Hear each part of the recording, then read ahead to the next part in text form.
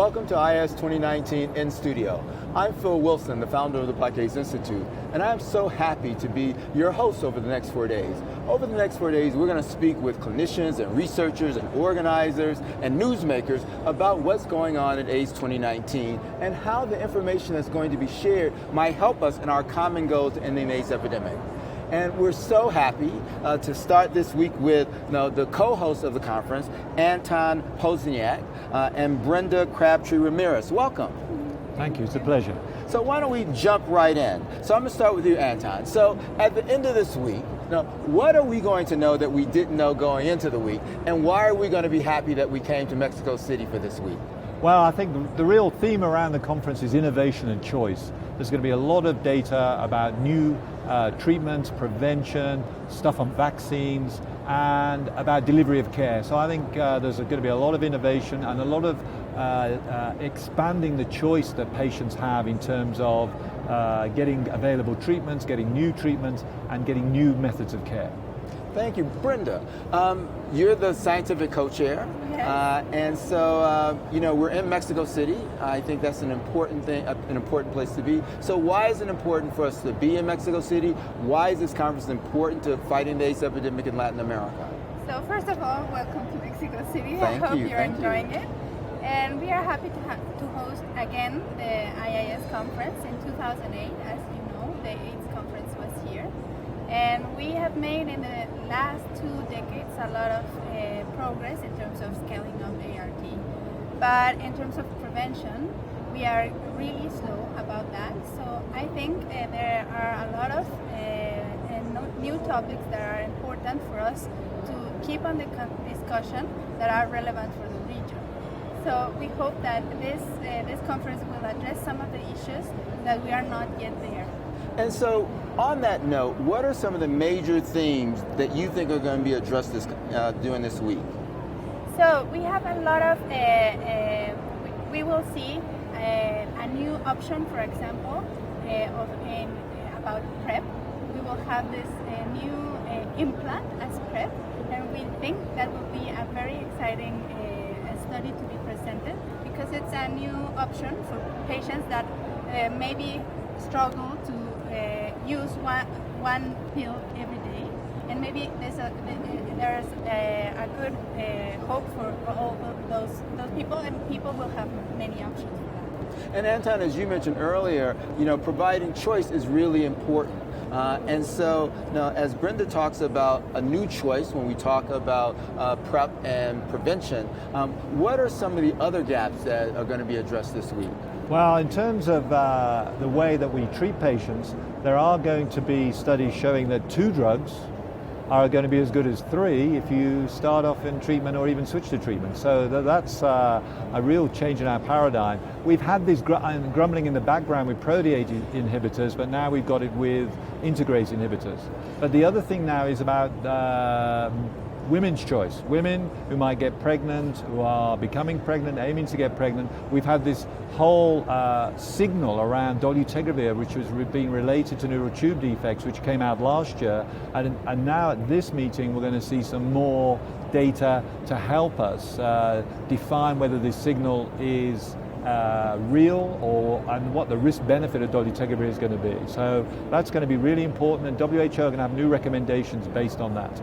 And are there some other concerns that clinicians are experiencing in the field that are going to be addressed this week? Well, one of them is do antiretrovirals called weight gain. And there was data from a clinical trial that I was involved in and then at CROI to suggest that the integrase inhibitors might make you put weight on more than other drugs. Mm-hmm. So we're going to see from South Africa a big study called the ADVANCE study looking at that.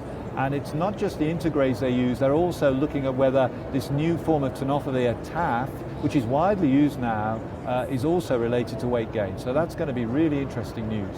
That's also relevant for the region because we have a lot of problems around obesity and overweight. So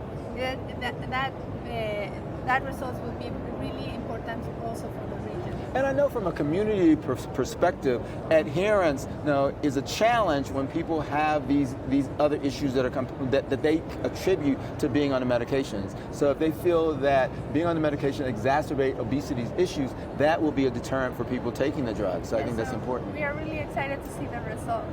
So one final question for you, Brenda. Now, at the end of this week, what do you hope to be the impact of 2019 on the efforts in this region of the world to end the AIDS epidemic? So a lot of what is going on here in the region is about how the progress has been uneven, not in scaling up ART, but in PrEP implementation or in making integrase inhibitors as the first line regimen that is almost in all of the guidelines, but not in the most of the countries in Latin America. So I think it's a good way that we keep on making these difficult questions. How do we implement the new programs that are good and best for everybody? So I think that that coming here, the conference is good for the region, so we can keep on talking about HIV prevention and new tools for treatment. So Anton, I'm going to put you on the spot. So if I could only attend one session, what is the session that you're most excited about this week? Well, I think I'd go to the dolutegravir in pregnancy session because it has such a global impact. Okay, great. And Brenda, is there anything else that you want our viewers to know about, either those who are physically here in Mexico City or those who might be partaking of the conference remotely? So I would also go to the Chair's Choice session because we picked some very good 6 abstracts that are going to be presented, and I think it's exciting to see all this data. Fantastic. I want to thank both of you for spending time out of your busy schedule. I know it must be insane this week, and I know there's been so much work bringing this conference about. So I want to thank you for taking time to speak with us and our audience at In Studio. And our next guest, we're really lucky that we're going to have with us Dr. Anthony Fauci. He's going to be with us from NIH, and Ambassador Birx from the United States will be our next guest. Thank you very much. It's been a pleasure. Sure thing. So we have 2 of my favorite people in the world with us. I am so excited to have Ambassador Deborah Birx with us and Dr. Anthony Fauci, 2 of the pioneers in this fight, folks that have been in the battle for a long time and are committed to getting us to the end game. Is that right? We hope so. We're trying. So let's jump in. Let's start with you, Tony. As we think about AIDS 2019, what do you see coming out of this conference that's going to be critical to our efforts to reach our 2020 goals? Well, we want to end the epidemic. We want to get control of HIV, which in definition means ending the epidemic.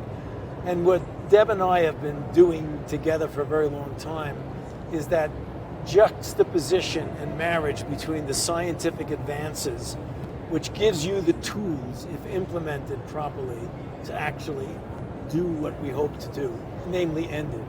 And a couple of things have emerged over the last couple of years. One is the spectacular advances in treatment. We know that treatment to a person who's infected, you get the virus below detectable, you save that person's life, but now we know definitively with multiple studies, you make it essentially impossible to transmit that virus to the sexual partner. Then you get pre-exposure prophylaxis. If you put somebody on a pill who is at risk, you decrease by more than 95% the likelihood that they would acquire HIV infection. Theoretically, if you implemented those, you could do the goals you're talking about. You could end it. But there's a big difference between the theoretical world and the real world. So what the challenge now is to how to use the tools that we have, implement them in the most appropriate and effective way to get to the goal of what we're trying to do. And that's really what Deb is all about, because that's what she does and what we do together. I'm personification of what you just talked about as someone who's been living with HIV for 38 years now, someone who's undetectable. I'm in a relationship with a partner who's HIV negative, and so we're experiencing that, making sure that I stay undetectable, making sure he's protecting himself, using all the resources that are available to us, both the biomedical resources and the more technical resources as well. Deb, next year is a big year. 2020, there are all these goals that we set for 2020 and setting the stage for 2030, a new set of goals. So I guess the fundamental question is, are we going to make them? And if there's some that we're not going to make, is something going to happen in this conference that is going to give us insights on how to make those 2020 goals and set the stage for the 2030 goals? I think what excited me about the conference is already in even the symposiums that were yesterday. It started out, I was at the Men's Forum, which obviously is a huge gap for us globally. And Dr. Fauci is absolutely right. If we could implement with perfection, we would be where we needed to be. In the Men's Forum, it was very clear, and it started with community members talking about what they need to be successful. And I think that's what this conference has really understood and brought together, not just the science, but the community, and that where we started from the beginning of the epidemic. Community, science, program, all moving in the same direction. I feel like we're finally there, and you could see from the city reports and from the UNAIDS report, whole countries are very close to the 2020 goals, and whole countries are completely off track. And I think that is a problem with implementation. And when you start to dig in, how do those countries differ? They differ in the ability to translate the science into program by having the policies that are needed in order to remove all the structural barriers that people experience in accessing both prevention and treatment services. And I think countries that have been really proactive in policy adaptation of WHO policies and really the best science, because what happens is the best science gets translated into these guidelines of WHO, and then we have to make sure that they get implemented. I think the data is really helping us, so now we know clearly who we're missing, country by country, county by county, community by community, and that's how this has to be tackled. Very much client-centered, retaining clients, talking to clients, understanding their needs, and meeting them there both for prevention services and treatment services. The phrase kind of think globally, act locally applies every single day in HIV. Exactly. Tony, the U.S. has set some new goals recently, and are there things that are going to happen here this week that might inform the policies that come out of the U.S. regarding getting to the end game? Yeah, I mean, it gets to the implementation science to be able to take the tools we have, because the plan that was announced in February of 2019 that we put together at the Department of HHS to so-called end the epidemic as an epidemiological phenomenon, 75% decrease in 5 years, 90% decrease in incidence in 10 years. That's the goal. And it really relates to what we're all trying to do, both globally and domestically. We have the tools to end it. The striking thing that we saw is that when you look at the United States, which is lessons that we learn internationally, and international lessons teach us, and vice versa, the demographic and geographic hotspots of the epidemic in the United States are striking. You know that. 13% of the population in the United States is African American. 44% of all the new infections are African American. 60% among men who have sex with men. 75% among young people. So if you look at young African American, Latino, transgender people who have sex with men who are young, that is the majority of the epidemic. The thing that really threw us in the sense of, oh my goodness, is this real? If you look at the map of the United States, there are 3,007 counties, all these little boxes that are counties.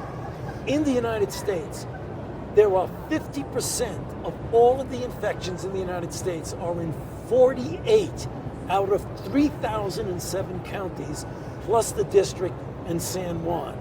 So we don't want to forget about the rest of the country, but if you focus geographically, and particularly in 7 southern states where there's a lot of infection in the rural areas, great deal of stigma. Stigma about being black, stigma about being gay. It's going to be a real challenge, but we at least know the vulnerable people that we need to get to.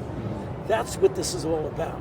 Essentially doing the implementation. That's the reason why implementation science becomes really important, because just the way Deb was saying, there are whole countries that are doing it right and whole countries that are doing it wrong. There are whole sections of our country that are doing it right, and there are whole sections that are doing it wrong. And that's what we've got to change. On that note around implementation science, now there are a number of sessions here this week about implementation science, about actually talking about what you talked about, Tony, kind of, we have the surveillance tools in the US to know where the epidemic is, where the hotspots are, sometimes down to zip code or census tract. We also have the similar kind of surveillance globally.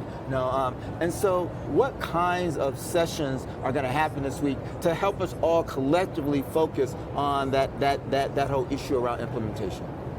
I think the implementation science sessions that IAS has added are really key because it allows us to triangulate data. So we're always triangulating, as Dr. Fauci described, we're triangulating the program data, which is biased to the people who come to the clinic, to the survey data, which is at the community level, to the PopArt and search and BCPP trials that are being reported out at this meeting. Those trials together really are the fundamental questions of implementation science, because there are countries within those trials that had a dramatic decline in incidence, and there are other regions in other countries that didn't. And that's what we need to explain. We can't accept data as this is the finality in the report. We need to use the data that comes out here to ask the next secondary questions so that we can really figure out how to optimize our program. We know there's migration. We know that there's issues related to poverty and urbanization. There's a whole set of issues that we're structurally trying to address, but it's the data and the questions that come out of the science as it's presented that allows us to look deeper into our programs at a very local geography to really ask and answer the questions that will make us successful going into 2020. So we hope 2020, as it is in the United States, is really the opportunity to highlight how the NIH and the US government, particularly PEPFAR, work so closely together.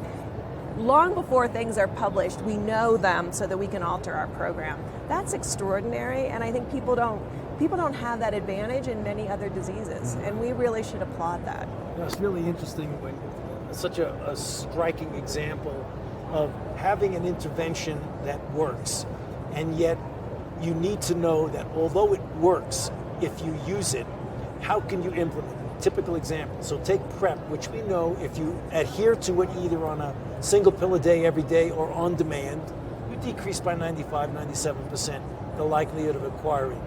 You look at one of the studies that I'm reporting here, HPTN 082, where they was trying to find out if you offer PrEP to women in Southern Africa who are young, will they take PrEP? And you find out that when you offer to them for the first 3 months, 85% of them are taking PrEP. At the end of the 12th month, 9% of them are taking it. How could that be? What are we doing wrong? What are we not seeing? What are we not observing? How can we change it? Because you have a highly effective therapy that is not being utilized. There are so many social determinants that go into making that, but we're not going to know that unless we study it. That's what implementation science is. Great.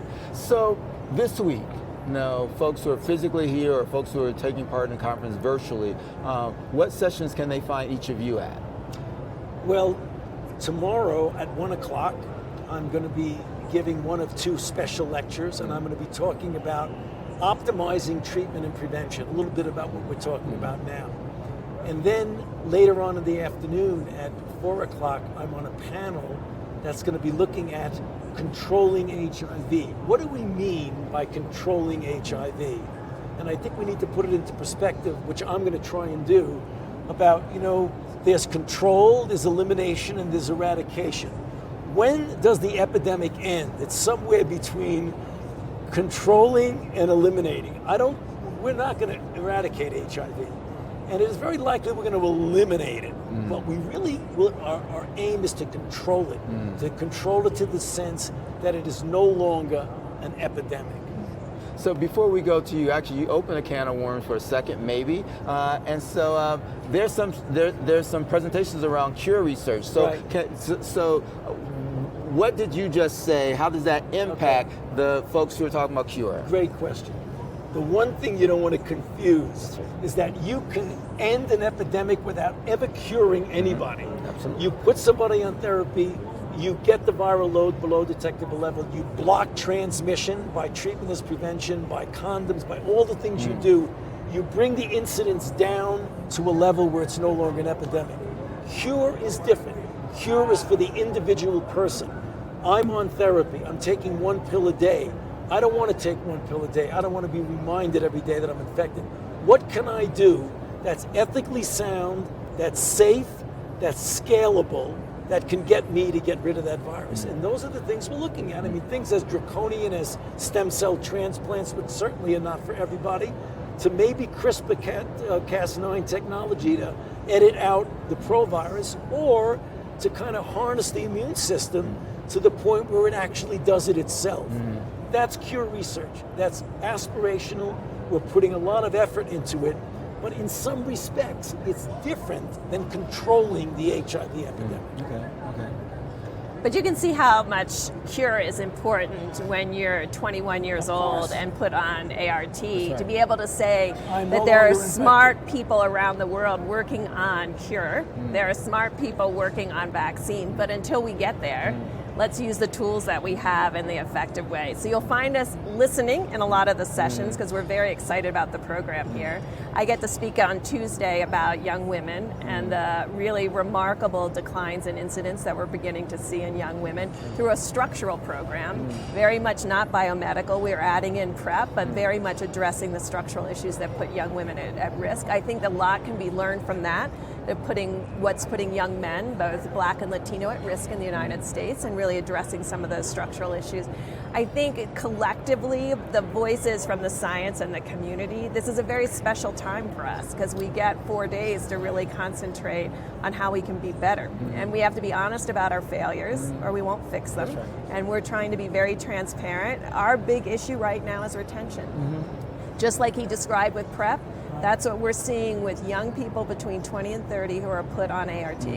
One, because the drugs were efavirenz-based, and that is not a drug that you want to take when you feel well. When you feel well and you're started on a drug that makes you feel unwell, you're going to stop the drug. So we're really working on sessions to roll out TLD and other options for young people, and really giving them 6 months worth of drug supply, not holding them captive to what we think they need, but giving them the option to come back when they think they need to see the doctor and not captive to the drugs themselves. Giving them enough drugs so they can stay on medication without having to see us monthly or even every 3 months. These seem like small things, but when you listen to clients and you alter your program based on their needs, they're very powerful things. And that's what will get us to the end and into this control piece. But if we don't address this issue of retention and prevention efforts like PrEP for young people and figure out why they're defaulting off of treatment. And again, it's not their fault. It's our fault for not having a program that meets their needs. You know, it seems that that we've made some tremendous advances on the science front. It seems that we have a lot more work on the social determinants of health, on some of the behavioral issues, on some of the stigma issues, to deal with some of the access issues to deal with. And so what is your message around how we create a stronger marriage between the science and the behavior? As a person who's living with HIV, when I do my talks, I talk about my own process, that every single night, I take these pills, and every single night I look at those pills and I notice that not one of those pills has the ability to get into my body without my assistance. What the pills do is the science. What I do is the behavior. And we can only be successful if we're successful on both of those fronts. Right. And so what are your thoughts about that? Well, I think you kind of alluded to it. This isn't a mathematical problem. You're not dealing with inanimate objects. You're dealing with a very complex thing called human nature. So anyone who thinks that they can be successful in what they're doing without really understanding the human element and all the social determinants is kidding themselves. And we're in the beginning we had no tools. So we were like swimming against the tide in the dark to finally get the tools. Then when we get the tools, we know that they work. And then all of a sudden we realize just what you say. Guess what? You get to be successful when the tools partner with the person who's receiving the tools. Because tools alone are not going to do anything. And a person alone wishing the virus to stop doing what it's doing is not going to do it. You got to bring them together. It's a part of everything we do now. There isn't a single study that is designed without the thought ahead of how can this ultimately be implemented. I want to thank you both for spending a few minutes with us. I know this is a busy, crazy time for both of us, for both of you. But most importantly, I want to thank you for your commitment for all these years. We've all known each other for a long, long time. Well, I started out by working for him. Well, but there you go. There to you put go. it in perspective. There you go. There you go. I think 35 years ago, maybe longer. Well, I'm getting closer to 40. Yeah. So we would not be where we are today without of the commitment to the two of you and many other people. Now, it does appear that there's a light at the end of the tunnel, and hopefully it's not an oncoming train. But we're committed to doing this, and I thank you for your commitment. Thank you. Thank you. Thank you, for Phil. what you do too. Yeah. Phil. Really Appreciate it. We'll be right back. Our next guests are Josephine Nabukenya and Tanaka George Chirombo. They are youth ambassadors here. And first of all, did I get the names right? Close? Yes, you did. Okay. Yeah. I get at least a C. Okay, great. I'm so excited that you guys are here. It's an opportunity for us to have a conversation from the perspective of young people. You both are youth ambassadors here at AIDS 2019. So why don't we begin with you explaining to us, we'll start with you, Josephine, what is a youth ambassador? Well, to me, a youth ambassador is a young person that is representing fellow young people in the same category. And in this case, I'm looking at the HIV status. I'm looking at the age, because you cannot represent someone that you're not in the same age bracket, or you cannot represent someone that you're not of the same status. So as a youth ambassador, I represent my fellow young people that are living with HIV. Oh, great. George, why did you want to be a youth ambassador at AIDS 2019? Alright, so what motivated me to become a youth ambassador 2019 was I wanted to learn the new scientific ways which are happening. Mm-hmm. Like I saw on certain tracks on HIV replication, the translation. So those are the sort of problems people do not understand, but my fellow young people living with HIV. So I thought, I'm a public health student, I would easily understand this knowledge. Once I come here and learn, I would be able to tell my fellow friends about this stuff so they can easily digest this information. You know, some people will say that HIV is HIV and biology is biology and what have you. And so whether you're young or whether you're old or whether you're male or female, it doesn't really matter. The science is the same. Would you agree with that? Or why is there a need for there to be a uniquely youth perspective? Because different information is perceived differently. And when you talk to, when we are looking at the aspect of a youth or the aspect of an adolescent, really the information should be tailored for them to understand it, because what a doctor understands may not be the same language that a young person will understand. So it is very important for such science or for such information to be tailored and driven back to how the youth will understand it, and in simpler ways, because some words are too big for a lay youth or a lay adolescent to just understand it. So the messenger does matter. It does matter. Yeah. To just add on, I feel like once the way the message has been delivered, because most youths, once you use jargon words, a lot of acronyms, that normally switches them off. But once you put it in a youthful way, where it's easy, it's coming from a fellow youth, they'll easily understand and also question. They'll put in their input to actually understand it more clear. So George, why is AIDS 2019 important for young people in Malawi? Why I think it's important is because as of currently, Malawi, we have been experiencing problems like increased pregnancy rates of HIV. So I think this conference is bringing into highlighting things like stigma, which partly contributes to these young women living with HIV to go out to engage in sexual activity where they feel like they are not being welcomed. They just want to end their lives, they want to spread, and then they go out and you find people getting more pregnant. So I thought this conference is stressing on some of these key factors that are partly contributing to Malawi, like decreasing the 1990 UN AIDS goals. So I thought this conference is really key on that aspect. And also there's newly rolled in DTG drugs. So there are certain sessions here which are actually clarifying that women can actually take these drugs, which is a common misconception. Like a lot of women in Malawi are saying, you won't give birth to someone. But this conference is highlighting the safety of these drugs. And so as George talks about the sessions and what have you, What are the sessions that you're looking forward to attending, Josephine? Personally, I'm looking forward to attending conference sessions that have the preventive methods that are coming up, that are in the pipeline. Because as we young people that were born with HIV, as we are initiated into care, we are seeing that other young people that were born with the virus are actually contracting it. So it is very key to have different preventive measures that will be in place and will favor them so that they do not contract HIV.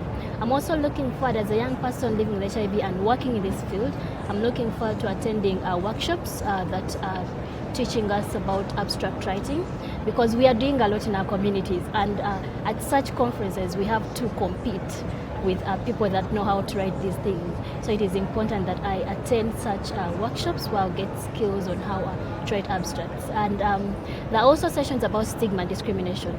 I want to learn about the different measures that are being put in place to actually measure the stigma and discrimination that is happening in our communities. I think that you're absolutely right about the stigma issues and also around the various issues that are important to young people. George, I have a question for you. What would you say to young people to encourage them or to give them advice on how they can be more involved in community research, particularly around research designed to reach young people? So my sort of advice would be they need to take key initiative on their own. Like from the word go, when the consultations are being done on the research, they need to get involved. Once they're involved, they'll feel part of the whole process. During implementation, they also need to push, because the scientists won't come to them to say, okay guys, you need to come here. But if they push for it, the research is going to be more informed, more youths are going to know what's actually happening, and they will be able to explain the experiment in good details. So that's why I think my advice to fellow youths would be they should be involved from the word go, so that they know what this whole process is, so that they can improve the sort of targets, and it would be easily be implemented, and it would be more clear, and it won't cause any controversy in society, because they know what it is from the word go. And so at the end of this week, you'll have spent 5 or 6 or 7 days here in Mexico City, 4 days at the conference, probably you've attended some pre-conferences and things like that. So how are you going to use the information that you gain this week in Mexico City back in your home countries? And we'll start with you, George, around Malawi. All right, as for me, currently I'm working on a differentiated service delivery model where I'm implementing it in one district. I was piloting it. So I've attended so far sessions. I've been focusing on the roadmap of differentiated care, trying to see what other countries are doing, like their different models, so that when I go back home, I'll present the sort of models to what I've learned, what I've seen. Like I've seen in South Africa, they're using caravans, where they're even putting loud music, barber shops, where I would present these sort of suggestions to my fellow youths on what they think and how best can we change our model to be a much more effective, and so that we can attract more people. Another thing, I've also been sharing my everyday summary on social media, which has been getting a couple of comments, which is really good. I didn't expect people would be commenting on the issues. Like I started with the pre-conference. Today I also uploaded my morning session, and it's getting positive feedback, even from a Ministry of Youth person. And Josephine, what are you going to do when you get back home? So I run and implement psychosocial gatherings in my country. So I'm going to share this up-to-date information with them. But most importantly, I implement a school outreach program that is directed to giving the right information about HIV, but also creating a conducive environment for young people in schools that are taking ARVs or that are HIV positive. And we want to measure the impact of that program.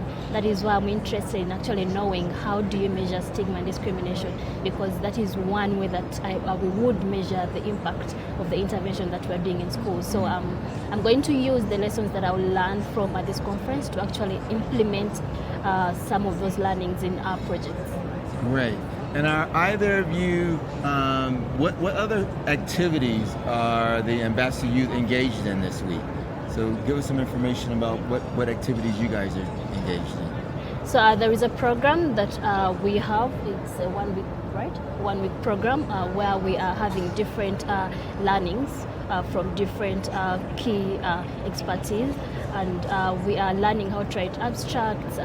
We are learning how to actually we are interacting with different people, different professionals, on how we can actually be like them, but also get inspired from what they've done so far. So to me, that is a plus, because most times as you give out what you're giving out to fellow young people, you also need to receive, because you can't give out what you do not have. And so if I have a platform where I'm actually learning from different professionals, I'm learning how to do different things, that is a plus, because I know that when I go back, then I have more info and more experience to actually share out with other young people. Well, I want to thank you both for coming and spending this time with us. Congratulations on being ambassadors, youth ambassadors, and congratulations on the work that you have to do when you get back home. Thank you.